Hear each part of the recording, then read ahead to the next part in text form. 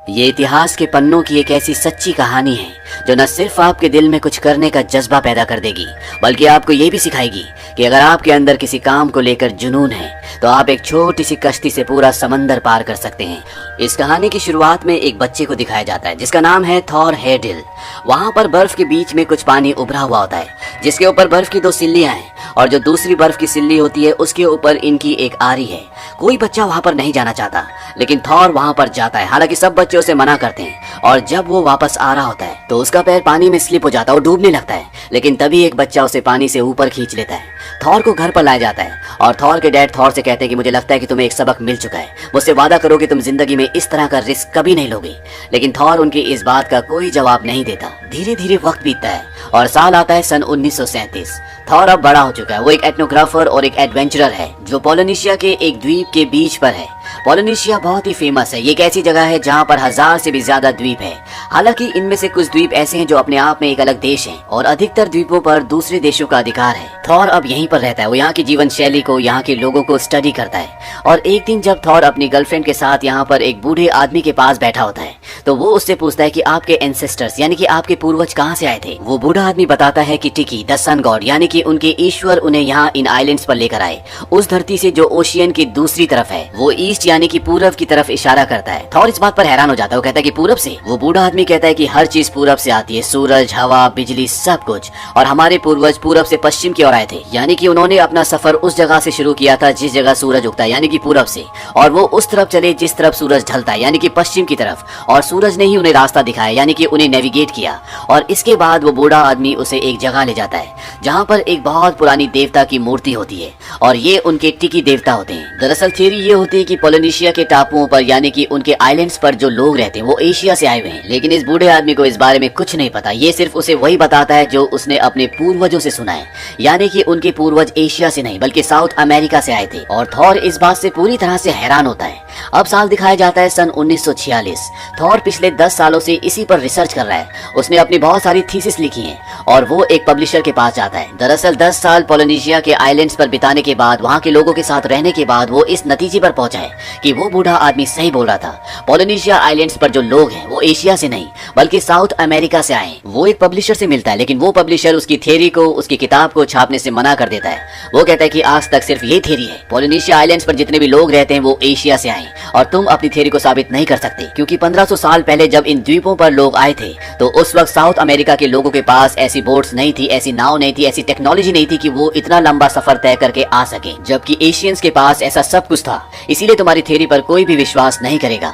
Thor कहता है कि वो राफ्ट के जरिए यहाँ तक आए थे। इस बात पर पब्लिशर को हंसी आती है। वो कहता है तुम्हारी अगर यही थ्योरी है, तुम्हारे पास अगर यही एविडेंस है तो तुम एक काम करो, परू से पोलिनेशिया तक जाओ और अगर तुम ऐसा कर पाए, वो भी एक राफ्ट के जरिए, तो मैं तुम्हारी किताब को, तुम्हारी थ्योरी को छाप दूंगा। और वो ऐसा इसलिए करता है कि इतने बड़े ओशियन को एक राफ्ट से पार करना लगभग नामुमकिन है, क्योंकि इतना लंबा सफर और ओशियन में जिस तरह की मुश्किलें होती हैं, जिस तरह की लहरें होती है, एक छोटी सी राफ्ट से उस ओशियन को पार नहीं किया जा सकता। और थॉर के पास अपनी थ्योरी को साबित करने का अब एक ही तरीका है कि वो साउथ अमेरिका से पोलिनेशिया के टापू तक जाए। और ये सफर 8000 किलोमीटर से भी ज्यादा का है, वो भी एक ऐसे ओशियन में जहाँ बड़े बड़े शिप डूब जाते हैं।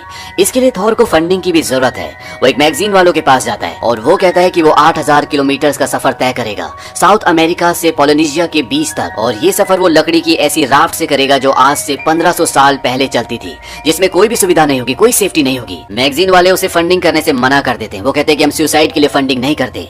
वैसे भी स्कूल का छोटे से छोटा बच्चा जानता है कि पोलिनेशिया की जो टापू है उन्हें एशियंस ने डिस्कवर किया था, ना कि साउथ अमेरिकन ने। जबकि थॉर का ये कहना है कि कोलंबस के अमेरिका पहुंचने से पहले ही साउथ अमेरिका के लोग पोलिनेशिया के टापुओं तक पहुंच गए थे। थॉर यहाँ से एक रेस्टोरेंट में जाता है जहाँ पर कुछ प्रोफेशनल लोग होते हैं जो समंदर के अंदर काफी वक्त बिता चुके हैं। और थॉर इन सब को एक राफ्ट का स्केच दिखाता है और वो कहता है कि इसका नाम है कॉन्टिकी और इस राफ्ट से हम 5 लोग परू से पोलिनेशिया तक सफर तय करेंगे, जो कि 8000 किलोमीटर से भी ज्यादा का है। यहाँ पर एक आदमी होता है, वो कहता है कि अटलांटिक महासागर में मैं 22 दिनों तक एक राफ्ट पर रह चुका हूँ और ये सफर तय करना नामुमकिन है, क्योंकि आप इतने बड़े समंदर में एक छोटी सी राफ्ट को कंट्रोल नहीं कर सकते, उसे दिशा नहीं दिखा सकते। और जो डिजाइन तुमने बनाया है, इसके बेस में जो तुम लकड़ियां लगाओगे, जिन्हें तुम रस्सियों से बांधोगे, कुछ ही दिनों में वो रस्सियां टूट जाएंगी और हम उस महासागर में फंस जाएंगे। वहाँ पर हम सिर्फ एक ही चीज का इंतजार कर सकते हैं और वो है मौत। थॉर इनकी बातें सुनकर यहाँ से निकल जाता है, यही रेस्टोरेंट में एक आदमी बैठा होता है जिसका नाम होता है हरमन। हरमन इनकी सारी बातें सुन रहा होता है। वो थॉर के पास जाता है और वो कहता है कि मुझे राफ्ट वाला तुम्हारा आइडिया बहुत अच्छा लगा, मैं भी तुम्हारे साथ चलना चाहूंगा। थॉर कहता है क्या तुम एक सेलर हो? हरमन कहता है कि नहीं, लेकिन तुम भी सेलर नहीं हो। वो बताता है कि वो एक इंजीनियर है, लेकिन फिलहाल वो रेफ्रिजरेटर्स बेचता है। थॉर उसे अपनी टीम में शामिल कर लेता है और इस तरह से थॉर को अपनी टीम का पहला सदस्य मिल जाता है। लेकिन अभी भी सबसे बड़ी मुश्किल फंडिंग की है। थॉर अपने घर पर अपनी पत्नी लिव को कॉल करता है और वो कहता है कि मैं क्रिसमस पर घर नहीं आ पाऊंगा क्योंकि मैं डायरेक्ट पेरू जा रहा हूँ। उसकी पत्नी उसे ऐसा करने से मना करती है।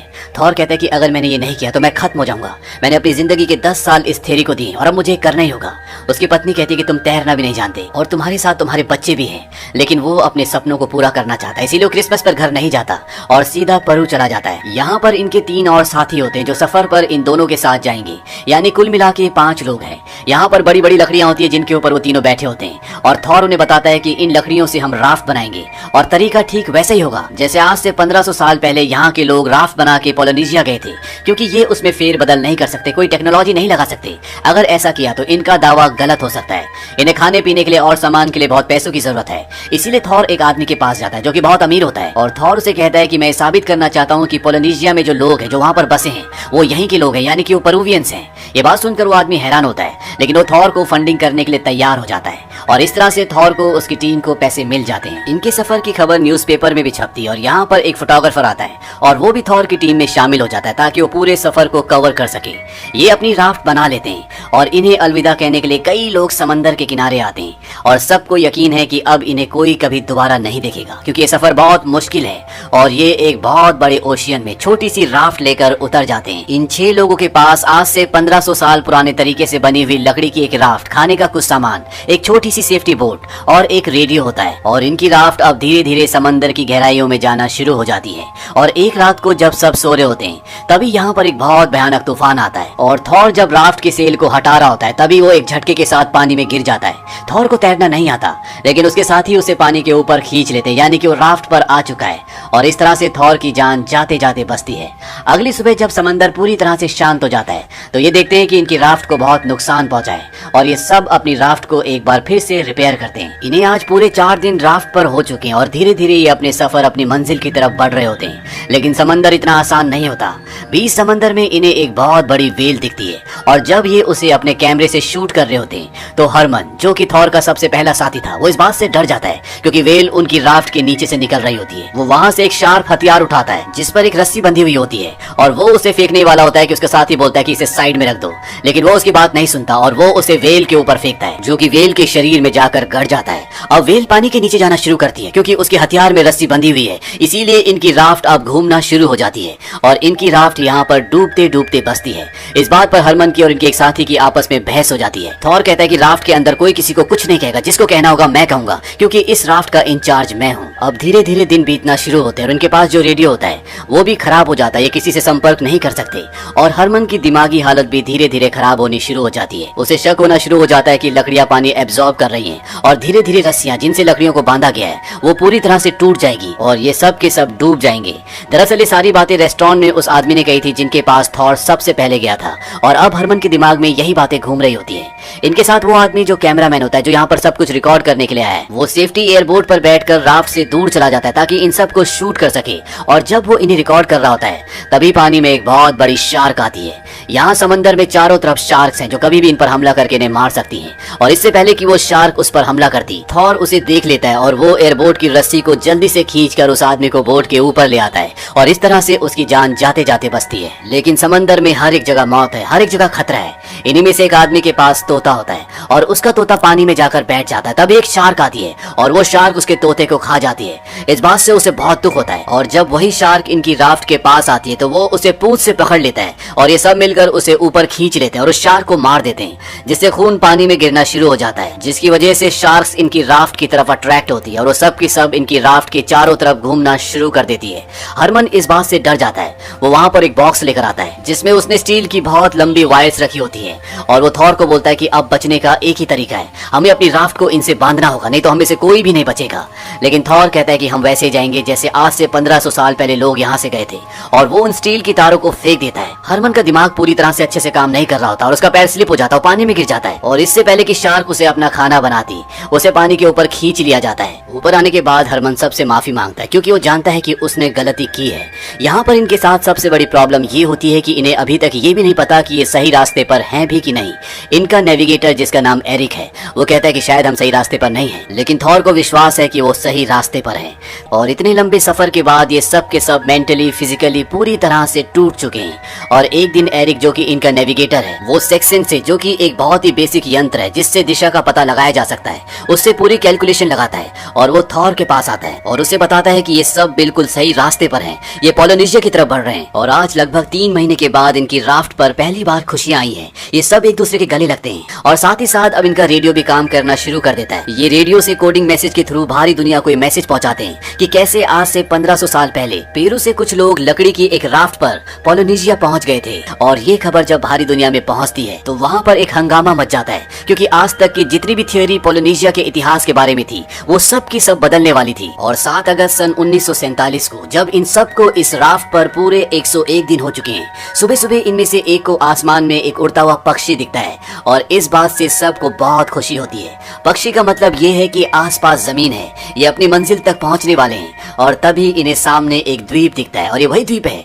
जहां पर ये पहुंचना चाहते हैं, लेकिन वहां पर पहुंचने के लिए इन्हें बड़ी बड़ी लहरों का सामना करना पड़ेगा जो कि इतना आसान नहीं है। इसीलिए ये एक कैलकुलेशन लगाते हैं जिसमें हरमन इन सबको ये बताता है कि हर 13वीं लहर 12वीं लहर से ऊंची होती है, इसीलिए इनको अपनी राफ्ट को लंगर के जरिए रोक कर रखना पड़ेगा और ठीक 13वीं लहर से पहले इन्हें लंगर उठा देने होंगे ताकि उस बड़ी लहर की सपोर्ट से ये बीच तक किनारे तक पहुंच सके।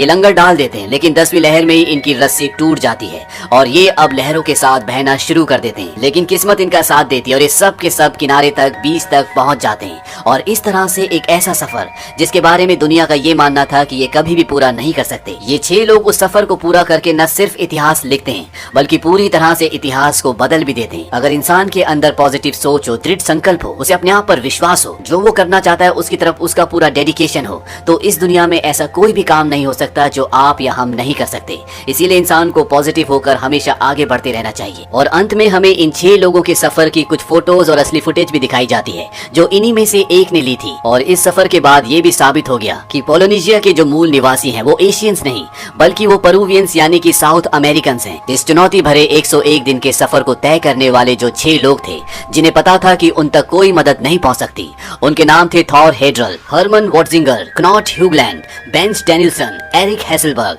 टॉस्टिन रेबी। इन 6 लोगों ने अपनी जान पर खेलकर इतिहास के पन्नों पर हमेशा के लिए अपना नाम दर्ज कर लिया। जिस नाव से इन्होंने समंदर पार किया था उसका नाम कॉन्टिकी है, जिसे आज भी म्यूजियम में रखा हुआ है और हर साल हजारों लोग उस नाव को देखने के लिए आते हैं। ये फिल्म सन 2012 में रिलीज हुई थी और पहली बार किसी नॉर्वेजियन फिल्म को ऑस्कर और गोल्डन ग्लोब अवार्ड में बेस्ट पिक्चर के लिए एक साथ नॉमिनेशन मिला। इस फिल्म की IMDb रेटिंग है 7.2। उम्मीद करते हैं कि ये सच्ची कहानी आपको पसंद आई होगी।